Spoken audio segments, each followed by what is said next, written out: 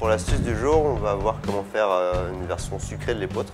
On va partir sur un épeautre qu'on va cuire dans de l'eau et après dans du lait, infusé avec du thé chai. Après, nous, au restaurant, on rajoute des petits raisins infusés au thé fumé. Donc, on commence par faire infuser le thé dans du lait bouillant. Après, on filme et on laisse reposer 20 minutes. Une fois qu'il est infusé, on le filtre. Ça donne ça. Voilà. Donc là, on va commencer par la cuisson de l'épeautre.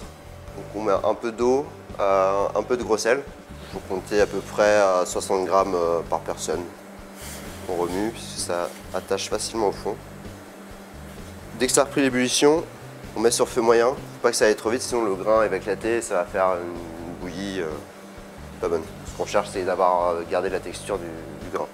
Là, on laisse cuire un quart d'heure.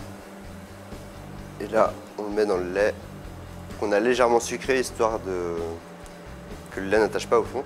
On fait en sorte de garder juste un petit frémissement. Là, on va cuire à peu près 20 minutes. Donc là, pour finir, là, on a un peu d'Armagnac 20 ans d'âge. Après, on peut prendre un peu n'importe quel alcool fort, du moment que c'est assez fruité. Donc on en met un peu. Et là, on va faire un peu comme un risotto, en fait. On va réchauffer nos grains d'épeautre.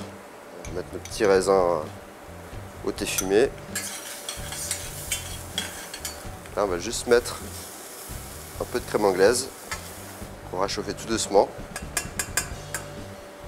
Voilà. Et là, on dresse. On rajoute quelques raisins. On a juste concassé quelques noix qu'on a torréfiées au four. On parsème. Donc, on émulsionne juste la crème anglaise.